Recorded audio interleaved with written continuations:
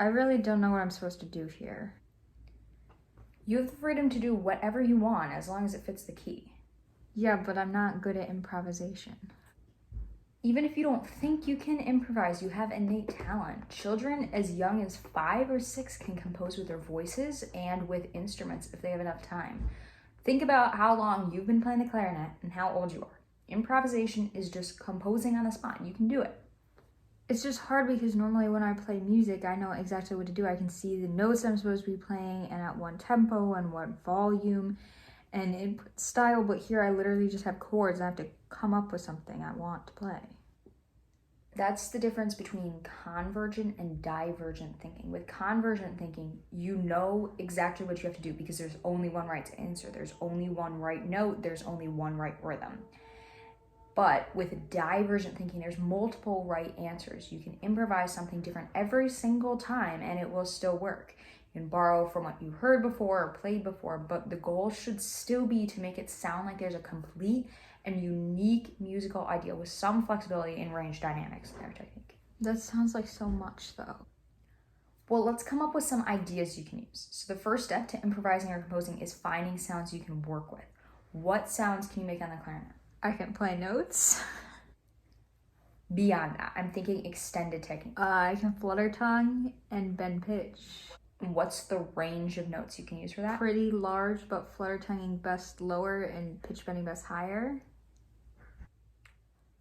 All right, that's good to know. What else can you do to change the sound of the clarinet? Different dynamics or articulation, trilling. Great. These are all things you should keep in mind to use on your color palette for improvisation. Let's do some free improvisation. This isn't just exploring sounds you're making. This is creating a piece with a beginning and an end. However, there's no parameters and you don't have to worry about the key right now. This is the easiest way to improvise. So just try some of those techniques we talked about and go for it.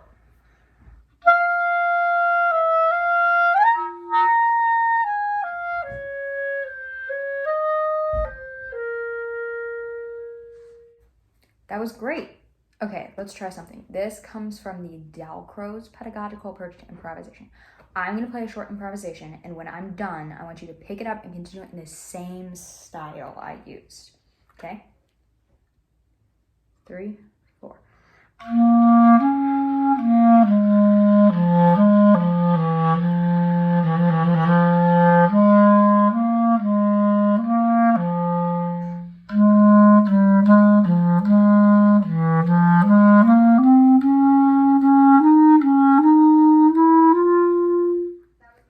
That was good. You could have been a little more legato with your notes to match my style, but I like that you stayed in the same range that I used. So let's try that again.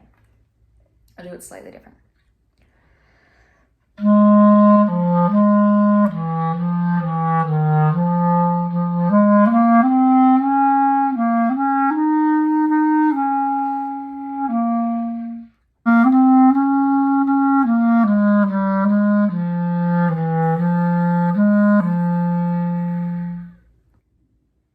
Yeah, that was a lot better. You're catching on. But I'm not gonna have you there to play with me for the show. I know. Let's try a different improvisation exercise then. This one is based off of a pedagogical approach created by Orff, and it's an ABA type of thing. Normally, when it's taught, is with a pentatonic scale, but that's obviously not applicable here because we're playing clarinet and not xylophone. What am I using for the A section though? Why don't you use these 2 measures before the improv section in the music as A? So play them, then do 2 measures of improv, repeat them, improv again. Let's do 2 improvs.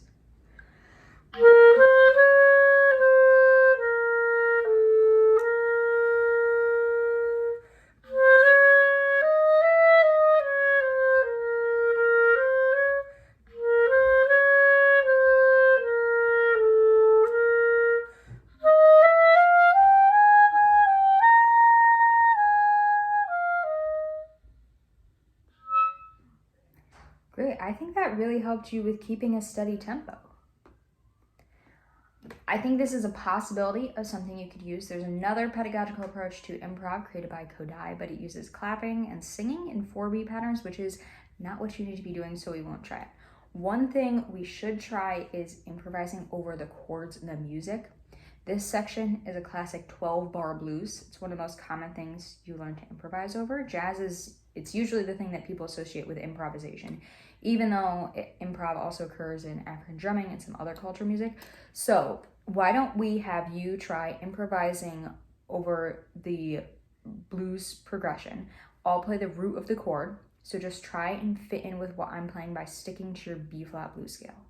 That's C, E flat, F, F sharp, G, B flat, right? Yes. Okay. 3, 4.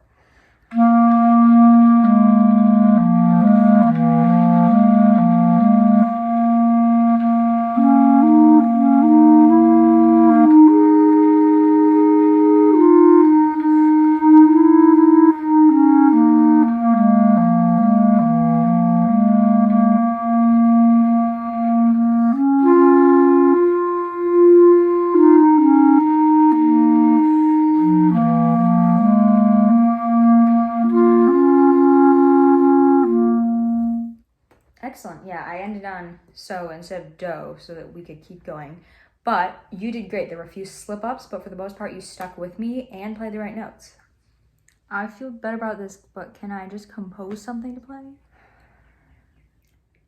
You can, but I think you'll get the most satisfaction out of learning to improvise for it. How much composing have you done in the past?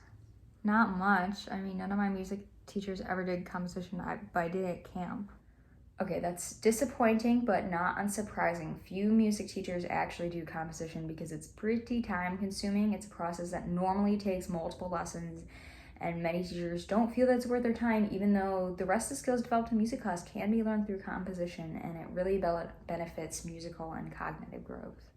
But how would it develop the rest of the skills? I feel like we just sang songs and played recorder mostly. Well, it would get you singing and playing more and experimenting with how to get a sound you like the most. Oh, I guess that makes sense. Do you want to try composing something short you could possibly use? I'd still prefer that you improvise, but we can do this anyways. Yes, please. Okay. So the first thing I want you to do is come up with an aural plan of what you want to play. This is kind of similar to improvisation because you're experimenting to find what works, and you might not play the same every time, but it's still a composition because you're going to come up with one end product that you're satisfied with.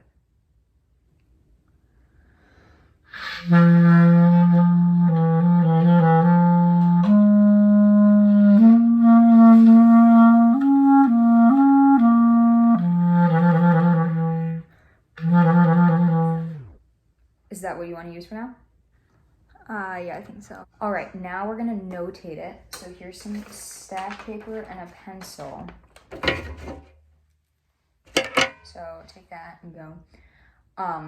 If you were in elementary school doing a project like this, you probably would have used iconic notation, which is just symbols, or you could have written down letter names, but writing it in the actual notation is gonna work best for you now, so do that.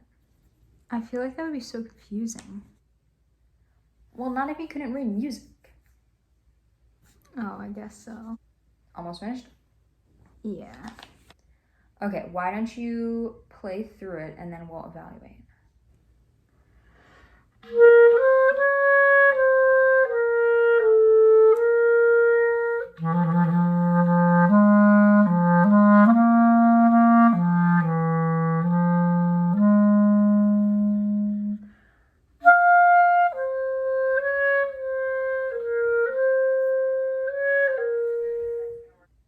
Do you think that's gonna work well in the song? Yeah, because I started in the same key and I started with the same notes from the measure before. Okay, great. Is there anything you don't like about it? I think it's kind of simple. What can you do to make it less simple? I think I could do more trilling, and maybe I could do a scoop like there. Okay, put those in and play it again.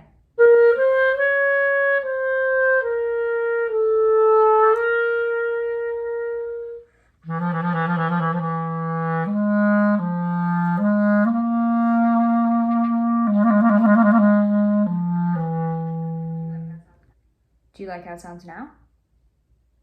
Much more, yeah. Yeah, I think it sounds great. You can use some of these ideas when you actually do the improvisation, but you don't have a full 12 measures, so you can improvise the rest of that I would prefer that you don't compose the rest of it, but using this should be good, okay? Okay, thank you.